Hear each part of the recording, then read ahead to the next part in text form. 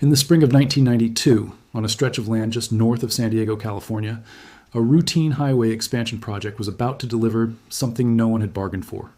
Construction crews were carving through layers of ancient sediment when an alert backhoe operator noticed something strange surfacing in the freshly turned soil. Bones' work halted within minutes. What had begun as an ordinary infrastructure job was about to transform into one of the most divisive archaeological sites in North America. Over the next 5 months, the rumble of heavy machinery was replaced by the slow, methodical scrape of trowels and brushes. Archaeologists carefully peeled back layers of fine, silty earth, uncovering an extraordinary collection of remains, preserved within it. At first glance, the discovery seemed straightforward enough. The bones belonged to a mastodon, one of the towering Ice Age giants that once thundered across the North American landscape, before vanishing toward the close of the Pliene. But the routine quickly evaporated. Something about the bones was deeply, almost unsettlingly wrong. They were not arranged the way a fallen animal's skeleton should be. They were broken, severely so, and not in the chaotic way bones tend to fracture under thousands of years of geological pressure. The damage looked patterned, intentional.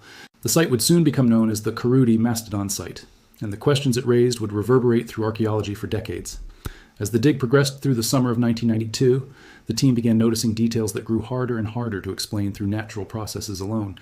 The mastodon skeleton was not just incomplete, it was selectively destroyed.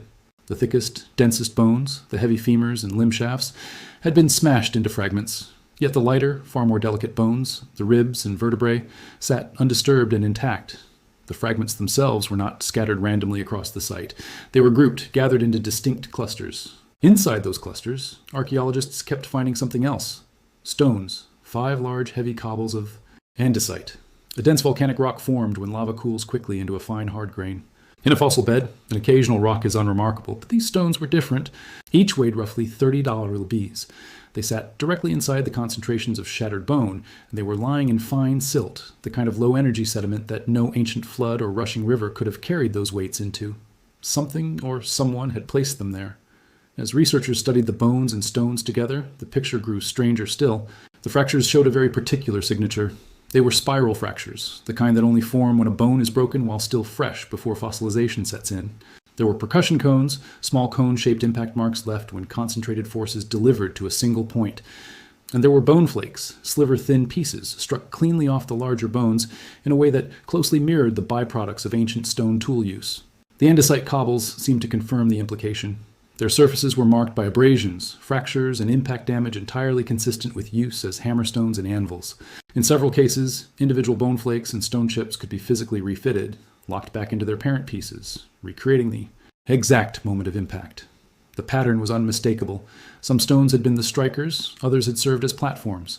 To the research team, this was no accident of geology. It looked like the residue of an ancient act, one carried out with deliberate purpose. But why crush the heaviest bones while leaving the smaller ones untouched? The leading interpretation came down to one resource: marrow. The largest bones in a mastodon are dense reservoirs of fatty, calorie-rich tissue, precisely the kind of nutrition that early humans across the world prized. The thin ribs and vertebrae, by contrast, offered little reward and were ignored. This style of bone processing is not unusual. From Africa to Europe to Asia, sites stretching back hundreds of thousands of years show the same behavior. The same selective targeting of marrow-bearing bones using hammerstones and anvils. As a behavior, it was completely typical of early hominins. The problem was the location, and much more importantly, the timing. For most of the last century, the question of when humans first reached the Americas had a confident, well-defended answer. The Clovis culture, marked by its distinctive stone points, suggested an arrival near the tail end of the last ice age, somewhere between 13,000 and 15,000 years ago. That answer held firm for generations. Then slowly, the evidence began to shift. Fossilized human footprints discovered at White Sands National Park were dated to roughly 22,000 years ago. Stone beads recovered from Santa Helena in Brazil hinted at a human presence reaching back perhaps 27,000 years. The picture grew older, more complex, more contested. But all of these dates, however surprising, still sat within a reasonable Ice Age window, the last 30,000 years or so. The Trudy Mastodon site refused to play by those rules. Dating the site, however, proved enormously difficult. The bones had long since lost their original collagen, the organic component required for standard radiocarbon analysis. It would take decades and a far more advanced technique to pin down a definitive age. Scientists at the United States Geological Survey turned to uranium-thorium dating. The principle behind it is surprisingly intuitive. A buried bone behaves something like a slow mineral sponge. Over thousands of years, it absorbs trace amounts of uranium from the groundwater seeping through the soil around it. Once locked inside the bone, that uranium begins to decay at a steady, predictable rate, transforming into another element called thorium.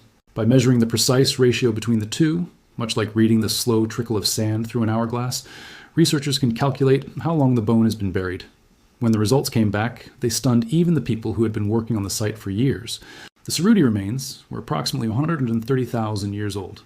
If the interpretation of human involvement is correct, the consequences are staggering. The Americas would have been touched by hominin hands more than 100,000 years earlier than the established record allows. It would mean a migration, or perhaps a population that we have no other archaeological signal of. No settlements, no clear tools, no skeletons. It would force a wholesale revision of one of the central narratives of human prehistory. Did some unknown wave of archaic humans reach North America during a previous interglacial warm period? Were they Neanderthals, Denisovans, an entirely different lineage that left no genetic descendants? Or is the entire scene simply a remarkable geological coincidence dressed up to look like ancient activity? The reaction from the scientific community was predictably intense. What is striking, though, is that the criticism rarely targets the date itself. Most experts accept that the bones are roughly 130,000 years old. The fight is over what those bones mean. Skeptics raise a long list of concerns. Could the heavy machinery from the 1992 highway work have caused the fractures? The research team responded by pointing to the ancient soil carbonates encrusted along the broken edges of the bones. Mineral coatings that take many thousands of years to form. Whatever broke those bones broke them long before any backhoe arrived. But other objections are harder to wave away. There is the problem of the missing toolkit. At nearly every accepted lower Paleolithic site around the world, archaeologists find unmistakable evidence of crafted tools, hand axes, bifaces, scrapers, and blades, shaped by clear human intention. At Cerruti, there is nothing of the kind, only the unmodified cobbles. There's also the silence of the bones themselves. If hominins were butchering a mastodon, critics argue there should be cut marks, the fine microscopic striations left when stone edges slice through tissue against bone. None have been identified. The original research team has pushed back hard. They ran careful experimental tests, using unmodified stones similar to the andesite cobbles, breaking elephant bones to replicate the process. The fracture patterns, percussion cones, and bone flakes that resulted match the Cerruti material strikingly well. They have also pointed out what natural forces cannot explain. A violent flood sorts material by size and weight, tossing the heavy stones one way and the lighter fragments another. Yet, at Cerruti, 30-pound cobbles and paper-thin bone flakes lie side by side in fine, undisturbed silt, exactly where they would settle after a single localized event. The skeptics counter that experimental replication only proves what is possible, not what actually happened.